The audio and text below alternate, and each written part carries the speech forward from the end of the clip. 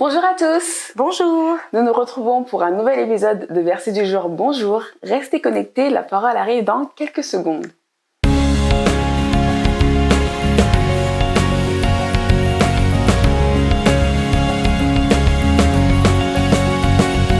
parole est une lumière sur mon sentier.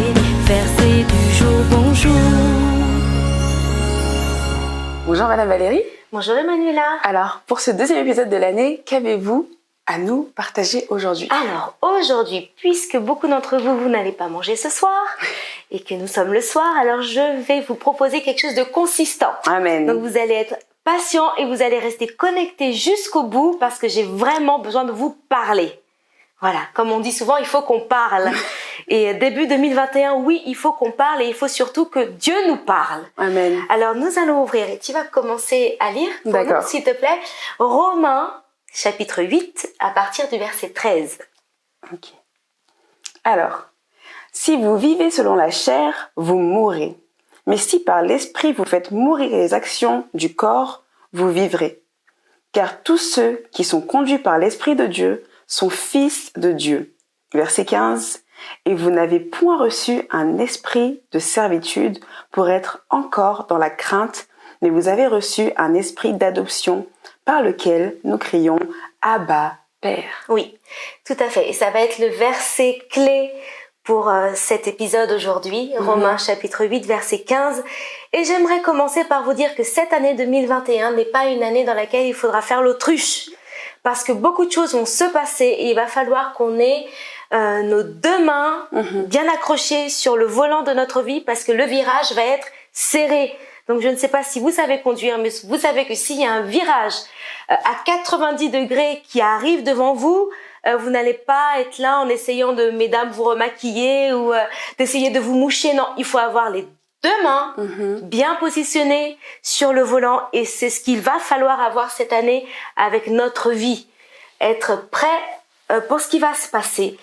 Parce que ce monde va vouloir de plus en plus nous détourner de la volonté de Dieu pour notre vie. Ouais. Ce monde, le système de ce monde va vouloir de plus en plus faire de nous des personnes égoïstes. Oui. Égoïste.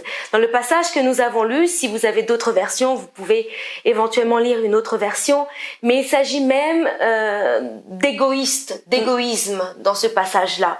Et un égoïste, c'est une personne qui est continuellement tournée vers des désirs personnels. Oui. C'est une personne qui vit pour elle-même. Elle ne sait pas ce que c'est que les autres. C'est une personne qui veut se procurer du bien-être personnel et tout ce système, tout ce monde est orienté, est organisé de manière à ce que les êtres humains puissent d'abord s'occuper de eux. D'abord moi, d'abord mon bien-être personnel. Oui.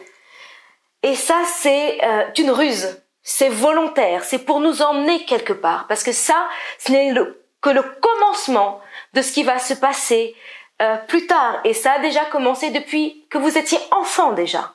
On a nourri cette chose à l'intérieur de vous.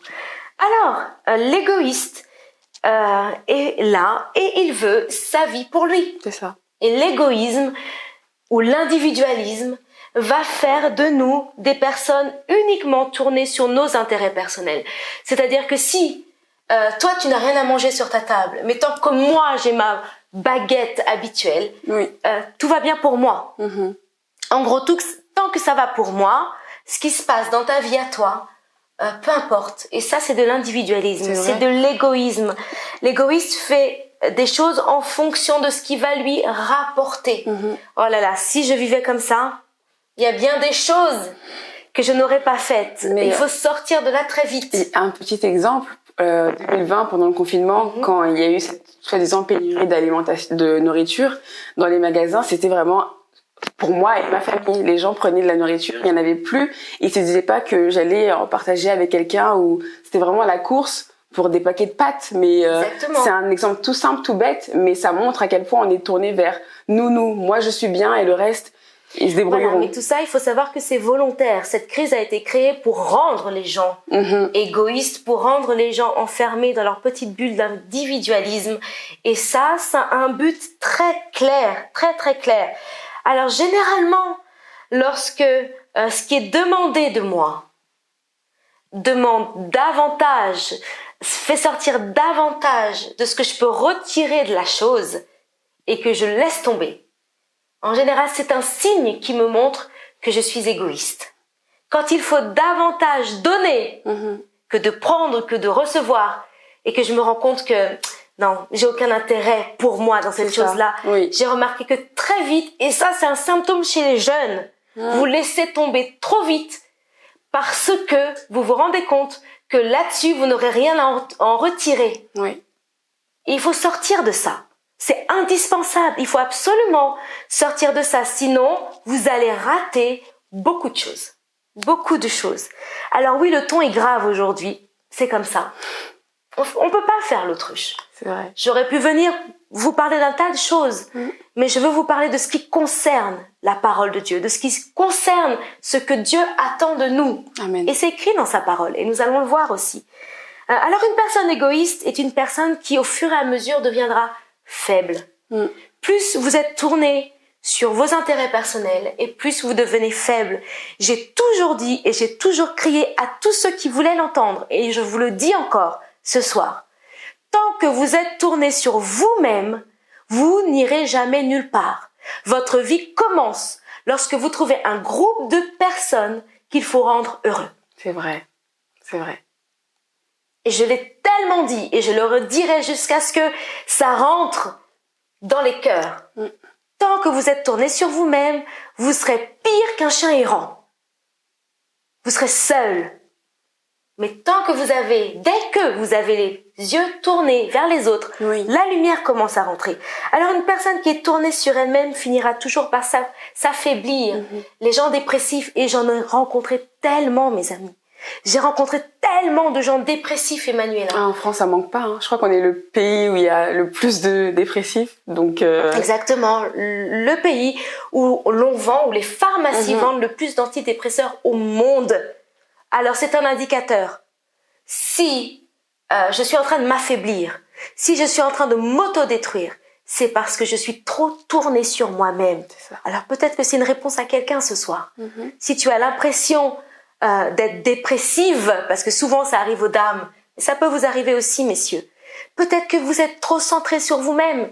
Les personnes dépressives, Emmanuela, sont des personnes qui sont constamment omnibulées, hypnotisées par elles. C'est le moi et le moi et le moi. Et ça se voit très souvent. Vous voyez les mannequins, par exemple. Oui. On utilise leur image. Oui. Elles sont mises en valeur. Mais qu'est-ce qu'elles sont faibles. Oui. Et qu'est-ce que j'ai rencontré de gens faibles en France. Il n'y a pas cette colonne vertébrale qui est censée tenir quelqu'un. Parce que égoïsme, individualisme, tourner sur soi-même. Et ça nous rend malheureux. Regardez, même on adopte des animaux. Vraiment. Voilà. Parce qu'on a même conscience que même un animal n'est pas fait. Les animaux domestiques, n'allez pas adopter un crocodile, s'il vous plaît. Mais on est même conscient que certains animaux n'aiment pas vivre seuls. D'autant plus un être humain créé à l'image et à la ressemblance de Dieu. Alors, on avance parce que j'ai du steak pour vous à la place de votre steak haché de ce soir. Je vais vous donner une autre nourriture. Le système de ce monde veut nous rendre égoïstes pour nous rendre faibles. Et au bout d'un moment d'égoïstes que nous sommes, nous allons transiter vers la servitude. D'égoïstes, nous allons passer à esclave. Alors qu'est-ce qu'un esclave ? Un esclave, c'est une personne égoïste bourrée de peur. À partir du moment où vous êtes tourné sur vous et que vous avez peur de quoi ? Peur de ne pas avoir votre dose. Ce à quoi vous êtes vicié, ce à quoi ce monde vous a vicié pour vous garder dans votre égoïsme. Et vous avez peur de ne pas avoir votre dose. Là, ça vous rend esclave. Vous êtes maintenant devenu esclave de ce que quelqu'un peut vous apporter. Et ça, c'est un danger. Et puis, nous arrivons à un autre verset. Et je vais vous le reprendre. Et nous allons le prendre ensemble. Romains, chapitre 8, verset 15. Et vous n'avez point reçu un esprit de servitude pour être encore dans la crainte, mais vous avez reçu un esprit d'adoption par lequel nous crions Abba Père. Emmanuela, Alors, à ton avis, que veut dire ce passage? Et je vais t'aider. Juste ce bout de verset qui dit « Mais vous avez reçu un esprit d'adoption par lequel nous crions « Abba Père ». À ton avis, j'aimerais que tu m'éclaires, s'il te plaît. Alors, selon moi, je pense que ce verset, c'est l'un des versets qui nous révèle que nous appartenons à Dieu, que nous sommes appelés enfants de Dieu. C'est ce qui va nous montrer notre statut d'enfant de Dieu. Parce que dans une autre version, la Bible dit l'Esprit nous révèle que nous sommes enfants de Dieu. Et c'est pourquoi nous pouvons l'appeler Abba Père. Mais je pense qu'avec le contexte et ce que nous venons de voir, il y a une autre couche de la parole que Madame Valérie va prendre plaisir à nous révéler. Oui, mais chapeau, tu peux faire les autres versets du jour si tu veux. Un jour, qui sait? Effectivement. Donc, Emmanuela, tu as tout à fait raison. L'Esprit de Dieu nous révèle. C'est lui qui nous révèle que nous appartenons au Père, que nous venons de lui, qu'il est notre Père. Maintenant, la Bible nous dit ici, la Bible met deux esprits en opposition. Vous n'avez pas reçu un esprit de servitude pour être encore dans la crainte. Donc, un esclave, il a peur. Oui. D'accord? Mais, par contre, en revanche, vous avez reçu un esprit d'adoption. Amen. Vous avez reçu un esprit d'adoption. Alors, qu'est-ce qui me sort de cet esclavage? Qu'est-ce qui me sort de mon individualisme? Comprendre que j'ai reçu un esprit d'adoption. Alors, un vrai enfant de Dieu, il a reçu un esprit d'adoption. Pas seulement du Père qui va vers les enfants pour les adopter, mais lui, il a reçu le même esprit d'adoption qui est dans son Père pour aller chercher les orphelins et les orphelines qui ont besoin du Père. Ah, oh là là là là, la parole. Suivez, écoutez, tendez l'oreille.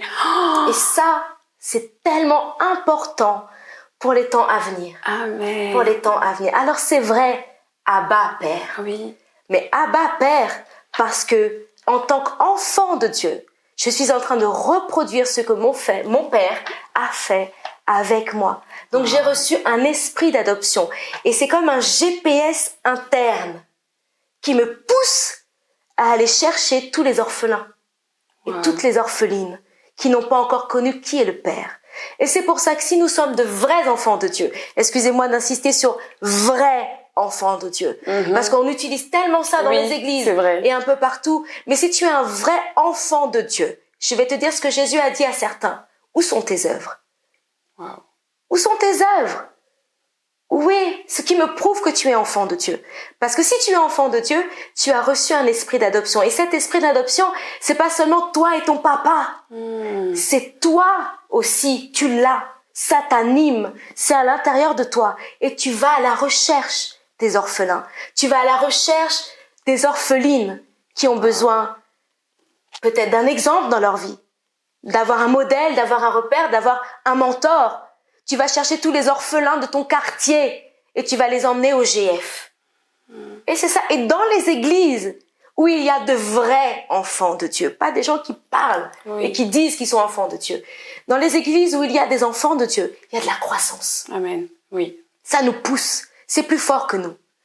On veut voir l'église grandir. On veut voir les gens accepter Jésus. On veut que la famille de papa s'agrandisse. C'est ça. Parce que l'esprit d'adoption est répandu chez chacun des enfants de Dieu. Et c'est ça.